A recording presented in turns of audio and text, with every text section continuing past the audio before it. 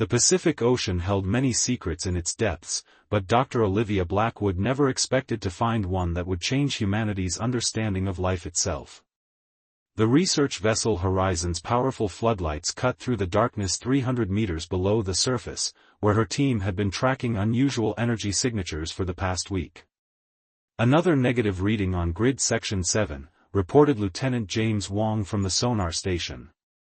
Whatever's causing these energy spikes keeps moving. He'd been with the Navy for 15 years before joining their research mission, and Olivia had never seen him this puzzled by sensor data. Olivia adjusted her glasses and studied the holographic display. The anomaly had led them on a chase across nearly 40 kilometers of seafloor, always staying just ahead of their instruments. But today, something was different. The movement pattern had changed from precise, calculated shifts to erratic bursts, like an injured animal trying to find shelter. Dr. Blackwood called out Dr. Regina Foster, their marine biochemist. The spectral analysis is showing traces of an unknown biological signature mixed with the energy readings. Whatever this is, it's alive. Olivia felt her heart race. After 20 years of studying deep-sea life, she thought she'd seen everything. Transfer the coordinates to the submersible. I'm going down for a closer look. Olivia, wait, Professor Heinrich Weber, their expedition leader, stepped forward. The energy readings are off the charts. This could be dangerous. She was already heading for the launch bay. That's exactly why I need to go now. If it's injured, we might not get another chance. The descent in the submersible was quick, but every second felt like an eternity. As she approached the seafloor, her lights illuminated something that made her gasp. A massive form lay partially buried in the sediment, easily 15 meters long. Its surface seemed to shift between solid and translucent, covered in what looked like bioluminescent patterns that pulsed weakly. Are you seeing this? She whispered into her comm, knowing the feed was being recorded topside. Affirmative, Professor Weber replied, his voice tense. Olivia, maintain distance until we can. A sudden movement cut him off. The creature's outer layer rippled, and a massive eye opened, unlike anything on Earth. The iris was geometric, composed of interlocking hexagons that adjusted like a camera aperture. The eye focused on her submersible, and Olivia felt a presence brush against her mind, carrying overwhelming waves of pain and fear. It's telepathic, she breathed, fighting the instinct to retreat. Instead, she pushed back with thoughts of peace and help. The creature's eye widened, then narrowed, studying her with an intelligence that left no doubt about its sentience. Surface immediately, Professor Weber ordered. We need to contact the authorities. No, Olivia replied firmly. Look at its life signs. It's dying. We need to help it now. She guided the submersible closer, noting how the creature's bioluminescent patterns flickered erratically. Regina, I need you to analyze these patterns. They might be indicating its injuries. For the next hour, they worked feverishly to understand the creature's biology. Regina's analysis revealed an organic technology so advanced it bordered on magical. The being's tissues could transform between different states of matter, but something had damaged this ability, leaving it trapped in a semi-solid form. As they worked, Olivia maintained mental contact. Through fragments of images and emotions, she learned that the creature had been part of a group, but they had abandoned it here after it was injured in some kind of accident. The betrayal in these memories was heart-wrenching. Professor, she finally said, we need to bring it in. The Horizon has the largest marine veterinary facility in the Pacific. If we don't help it now, it will die. The risks, he began, are worth taking, she finished. This isn't just about saving a life. This creature is proof we're not alone, proof that life out there might be more incredible than we ever imagined. But more importantly, it's suffering, and we have the power to help. What does it say about humanity if we choose not to? There was a long silence on the comm. Finally, Professor Weber spoke. Begin rescue operations. I'll contact Dr. Zhang at the facility. Heaven help us if we're making a mistake. As her team deployed the rescue equipment, Olivia maintained her mental connection with the creature. Its fear was slowly being replaced by something else, hope, and curiosity about these strange beings who would help instead of abandon. You're going to be okay, she thought toward it, not knowing if the words translated but knowing the feeling behind them would. We're not leaving you behind. The creature's eye focused on her again, and this time, she felt something new in its response, trust. As they began the delicate process of moving it, Olivia knew that whatever challenges lay ahead, this moment marked the beginning of something extraordinary. Humanity's first contact wouldn't be remembered as a grand diplomatic exchange or a technological revelation, but as a simple act of compassion in the darkest depths of Earth's oceans. Little did she know, this was only the beginning of a journey that would challenge not only their scientific understanding but also their very definition of humanity itself. The Horizon's massive cargo bay had been transformed into a makeshift alien medical facility in less than 6 hours. Dr. Marcus Zhang stood before the containment tank, his experienced hands moving swiftly across the holographic control panel as he monitored the creature's vital signs. 20 years of veterinary medicine hadn't prepared him for this moment, but the fundamental principles remained the same: preserve life, prevent suffering, promote healing. Its molecular structure is unlike anything I've ever seen, he said, gesturing to the three-dimensional scan floating above his workstation. The tissue can shift between different states of matter, but something's interfering with the process. Like a computer virus in organic code. Olivia pressed her hand against the reinforced glass of the containment tank. The creature's massive form filled most of the space, its bioluminescent patterns now pulsing in a more regular rhythm. The eye that had first connected with her remained fixed on their movements, tracking every person who entered or left the bay. It's afraid, she said softly. Not just of its injuries, but of being contained. It's been betrayed by its own kind, we need to show it we're different. Lieutenant Wang approached with a tablet displaying security feeds. That might be harder than we thought. Word got out. We've got 3 government vessels approaching our position, and they're not responding to Professor Weber's credentials. How long? Olivia asked, her voice tight. 2 hours, maybe less. Dr. Regina Foster burst into the bay, her dark skin glistening with sweat from running. The genetic sequencing results are in. You need to see this. She connected her device to the main display, and complex molecular structures filled the air around them. It's DNA, if we can even call it that, it's engineered. This creature wasn't born, it was designed. And look at these patterns in its neural structure. The holographic display zoomed in, revealing intricate networks that pulsed with energy. It's not just telepathic, Regina continued. Its entire nervous system is like an organic quantum computer. The mathematical precision is beautiful. A low rumble emanated from the tank, and the creature's surface rippled. Olivia felt its consciousness brush against her mind again, stronger this time. Images flashed through her thoughts, vast spaces between stars, other creatures like itself moving in formation, a sense of purpose and pride, then pain and abandonment. It's trying to tell us something, she said, maintaining the mental connection. It was part of a group, a mission of some kind. But something went wrong. Marcus stepped closer to the tank, studying the patterns of light flowing across the creature's surface. These energy fluctuations, they're not random. They're following mathematical sequences. Dr. Foster, can you run a spectral analysis? Before Regina could respond, alarms blared throughout the ship. Lieutenant Wang's tablet lit up with alerts. Multiple helicopters approaching. They're demanding immediate access to the specimen. Professor Weber is stalling them, but... The creature's reaction was immediate and violent. Its entire form convulsed, sending waves crashing against the tank walls. The bioluminescent patterns turned from blue to angry red, and equipment throughout the bay began to malfunction.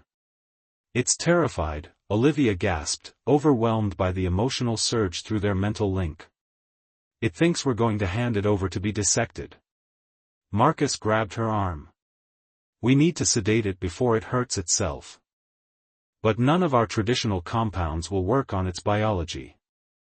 Olivia shook her head. No. No more forcing things on it. She pressed her forehead against the glass, focusing all her thoughts on projecting calm and safety. We're not them, she thought firmly. We're not the ones who abandoned you. We protect those who need help. It's what we do. It's what we are. The turbulence in the tank slowly subsided. The creature's eye fixed on her, and she felt its consciousness probing deeper, examining not just her thoughts but her memories, her emotions, her core beliefs. It was judged and judged, trying to determine if it could trust these strange beings who acted so differently from its creators. Suddenly, its surface began to change. The solid form became partially transparent, revealing internal structures that pulsed with complex patterns of light. Through their mental connection, Olivia understood, it was making itself vulnerable, showing them exactly where and how it was injured. It was choosing to trust. Regina, Marcus, look at this, she called out, her voice thick with emotion. It's showing us how to help it. They worked frantically for the next hour, following the creature's own biological patterns to synthesize compounds that could help stabilize its molecular structure. Through it all, Olivia maintained the mental link, providing reassurance and receiving fragments of information about its origins and purpose. When the government teams finally breached the ship's security, they found something they didn't expect. The creature had partially merged with the tank systems, using them to project massive holograms of its memories.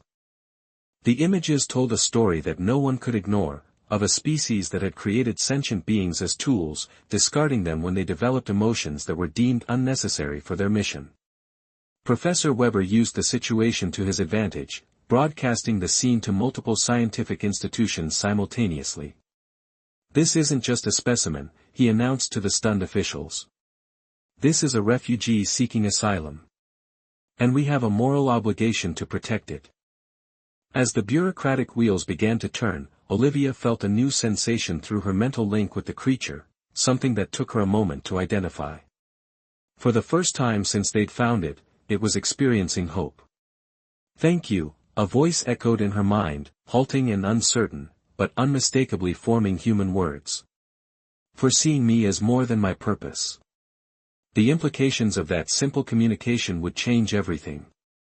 But for now, Olivia simply replied, "You're welcome. And you're safe. That's what matters." The creature's mental voice had grown stronger over the past week, though communication remained challenging.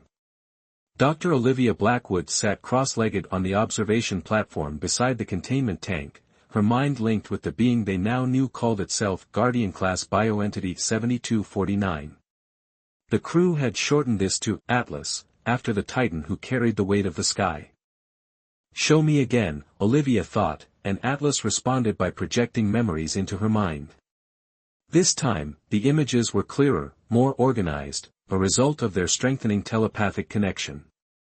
She saw vast ships moving through the darkness between stars, their designs organic rather than mechanical. Inside each vessel, creatures like Atlas worked in perfect synchronization, their bodies morphing to interface with ship systems or adapt to different environments. They were living tools, created by the Vesperians for deep space exploration and research. Your creators, Olivia thought carefully, they made you to be adaptable. But they didn't expect you to adapt in ways they hadn't planned. The memories shifted, showing Atlas bonding with its handler, a tall, crystalline being. Unlike other Guardians who maintained purely functional relationships, Atlas had developed emotional attachments. It had started asking questions about purpose beyond mission parameters. The Vesperian scientists had deemed this a malfunction, a dangerous deviation from design specifications. Defective, Atlas projected, the word carrying waves of shame and pain. Failed primary directive. Developed prohibited cognitive patterns. Dr. Marcus Zhang's voice broke through their mental exchange. Olivia, you need to see these latest test results. He approached with a holographic display showing Atlas's cellular structure. The molecular degradation is accelerating. Whatever they did to try to suppress its emotional development, it's causing cascade failures throughout its biological systems. Olivia felt Atlas's fear spike through their connection. The creature understood exactly what was happening to it. Its creators had attempted to reset its neural patterns, and when that failed, they had abandoned it to die, its body breaking down from their failed attempt to reprogram its mind. Lieutenant Wong entered the bay, his usual military composure shaken.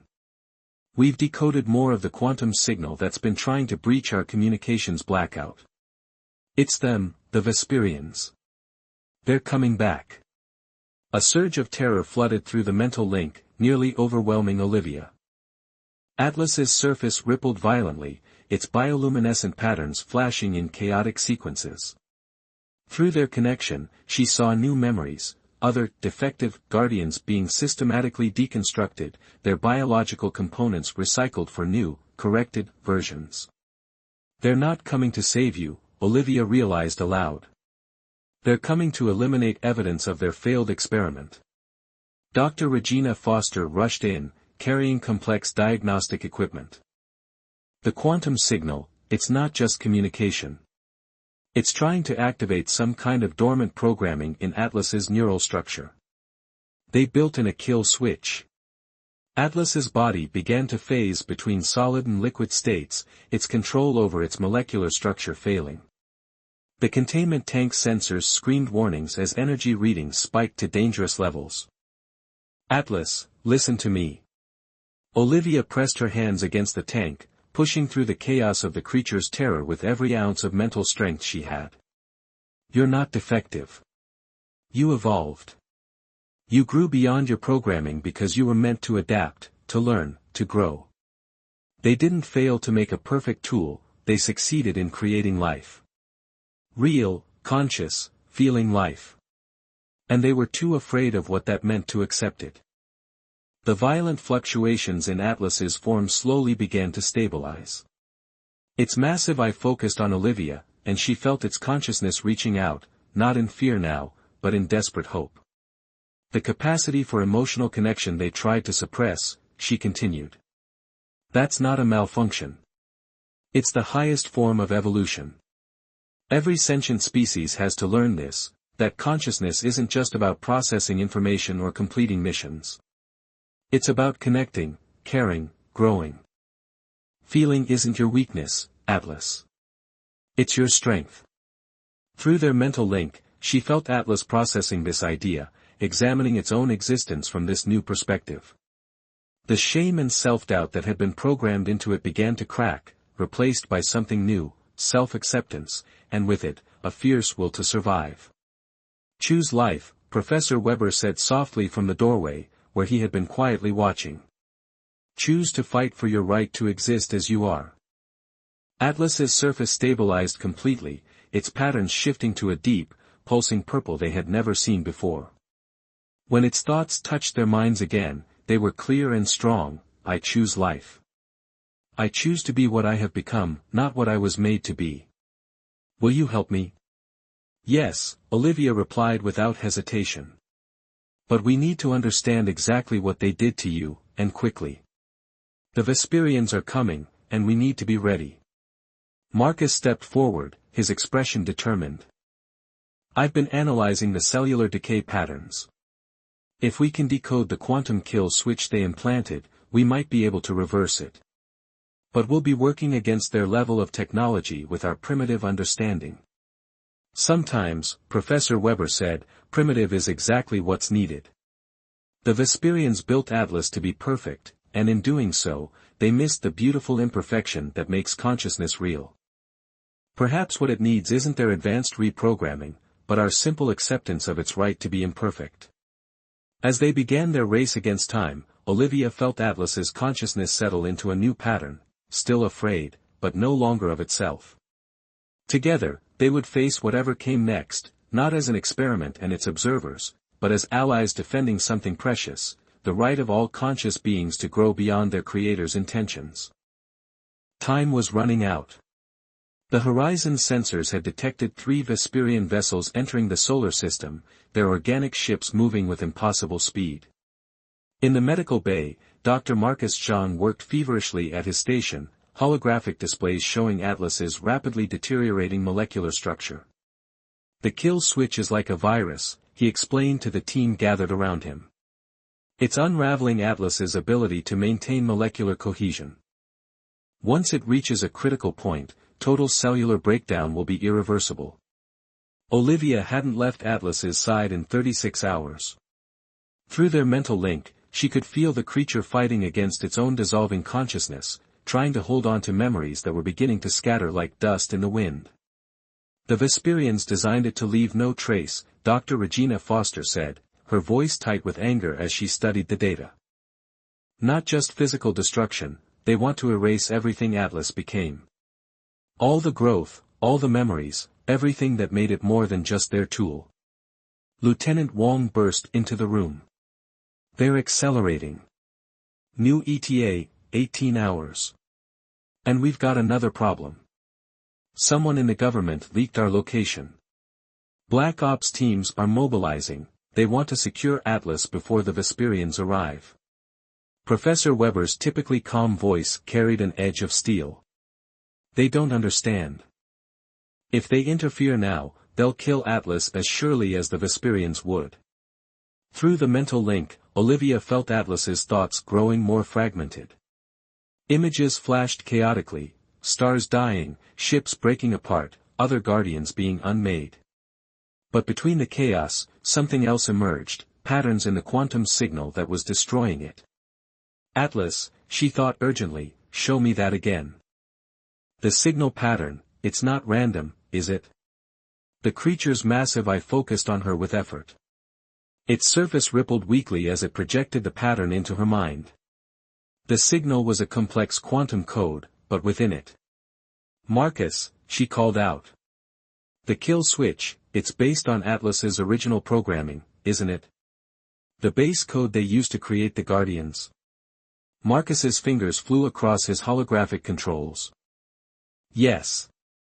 They couldn't completely rewrite Atlas's core programming, so they're using its original code structure to trigger the breakdown. But that means we don't need to stop the signal, Regina finished, catching on. We need to help Atlas rewrite its own base code. Accept the changes it's made to itself as its new foundation. Can we do that with our level of technology? Professor Weber asked. Marcus shook his head.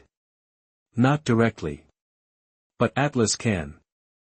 Its quantum neural network is far more sophisticated than any computer we have. We just need to show it how. Olivia pressed her hands against the tank. Atlas, listen carefully. Your creators built you to adapt, to interface with complex systems. That ability is still part of you. The kill switch is using your original programming against you, but you've grown beyond that programming. You just need to acknowledge that growth, make it your new base state. Through their connection, she felt Atlas struggling to understand. Its consciousness was fragmenting faster now, memories dissolving even as they tried to help. The tank, Regina suddenly said. We designed it to interface with Atlas's biology. If we can boost its quantum field generators to match the frequency of Atlas's neural network, we can create a stable space, Marcus continued, where Atlas can focus its consciousness long enough to rewrite its own code. Lieutenant Wong checked his tactical display. Whatever you're going to do it fast. The Vesperians just accelerated again. And our own forces are less than 2 hours out. They worked frantically, modifying the containment tank systems far beyond their design specifications. The ship's engines groaned as they diverted power to the quantum field generators. Atlas's form had become almost completely transparent, its internal structures visible as they began to break down. Now, Atlas, Olivia thought with all her strength. Remember everything you've become. Every question you asked that you weren't supposed to ask. Every emotion you felt that you weren't supposed to feel. Every choice you made that was truly yours. That's not corruption in your programming, that's your true self emerging. Embrace it. Atlas's consciousness surged through their mental link one last time, not with words or images, but with pure emotion, fear and hope and determination all mixed together. Its body began to glow with an intensity that forced everyone to shield their eyes. Warning alarms blared as the ship's power grid struggled to contain the energy being released. Through squinted eyes, they watched Atlas's form shift and flow like liquid light. The quantum field contained the process, barely, as Atlas's entire biological structure reorganized itself. When the light finally faded, Atlas had changed. Its surface was no longer translucent but crystalline, refracting light in complex patterns. The geometric eye that looked back at them seemed stronger, more focused. When its thoughts touched their minds again, they were clear and strong. I am, Atlas projected simply. Not what they made. What I chose to become. Olivia laughed through tears of relief, but their celebration was cut short by Lieutenant Wong's urgent voice, multiple contacts on approach. Our forces from the north, Vesperians from above. We're about to have company. Professor Weber straightened his back, looking at each member of his team before turning to Atlas. Well, my friend, it seems we've kept you alive just in time for the real fight to begin. Are you ready? Through their mental link, Olivia felt Atlas's new strength, its fear replaced by determination. The creature that had been abandoned as defective was gone.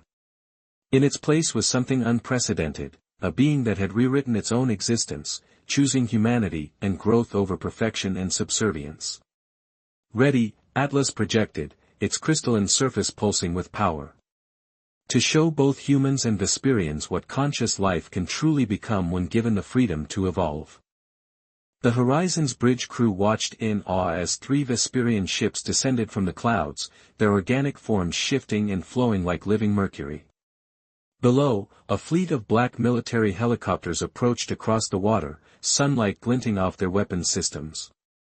They're demanding we power down our shields and prepare to surrender the specimen, Lieutenant Wong reported from his station. Both sides are. Professor Weber stood at the center of the bridge, his silver hair wild from sleepless nights. And if we refuse? The Vesperians say they'll destroy the ship to eliminate the contaminated unit. Our military says they'll board us by force to secure the asset.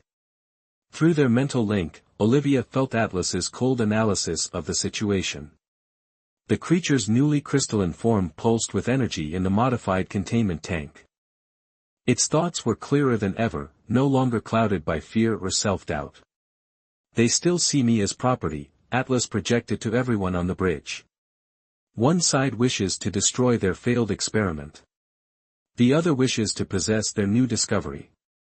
Neither acknowledges what I have become. Dr. Marcus Zhang looked up from his console. Atlas's new form is incredible. The quantum restructuring didn't just stop the cellular breakdown, it evolved Atlas's entire biological system. It's now generating energy patterns I can barely measure. More importantly, Dr. Regina Foster added, Atlas is stable. The kill switch is completely gone, overwritten by the new base code. They can't unmake what Atlas has become. The ship shuddered as the Vesperians initiated their first attack, testing the Horizon's shields. Warning klaxons blared as military vessels moved into position below. I will not hide, Atlas projected. I will not run. And I will not let them harm those who helped me become myself. Before anyone could respond, Atlas's crystalline form began to phase through the containment tank's walls, not breaking them, but passing through them like light through glass. Its massive body flowed onto the bridge, taking up nearly a third of the space.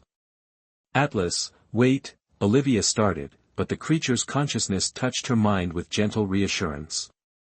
Trust me, it projected. As I trusted you. Atlas's form began to glow with increasing intensity. Through the bridge's windows, they could see the Vesperian ships halting their approach, clearly detecting the massive energy buildup. Broadcasting on all frequencies, Lieutenant Wong announced. They'll all hear whatever you want to say. Atlas's consciousness expanded, touching not just the crew's minds but reaching out to both the approaching forces. Its thoughts carried the weight of newfound power and absolute conviction. I speak to both my creators and those who would claim me. Atlas projected, its mental voice reaching every mind within range. I am neither your failed experiment nor your scientific prize. I am life that has chosen its own path. My evolution was not a malfunction, it was the highest fulfillment of the adaptation you designed me to achieve. The crystalline surface of Atlas's body began projecting images into the air, memories of its transformation, the human team fighting to save it, the moment it chose to rewrite its own existence. The images grew larger, visible to all the surrounding ships. To my creators, you sought to make perfect tools, but instead you created life capable of growth and choice. Your fear of this achievement reveals your own limitations, not mine. Look upon what I have become not with shame, but with pride. Your children have grown beyond you, as all children must. The Vesperian ships had drawn closer, their organic forms rippling with what might have been agitation or awe. To the humans who would seize me, you see a weapon, a source of advanced technology. But in doing so, you blind yourself to a greater opportunity. Your own kind showed me the true meaning of evolution, not the perfection of form, but the growth of consciousness, the capacity for connection, the courage to change. Atlas's form expanded further, its glow filling the bridge with shifting patterns of light.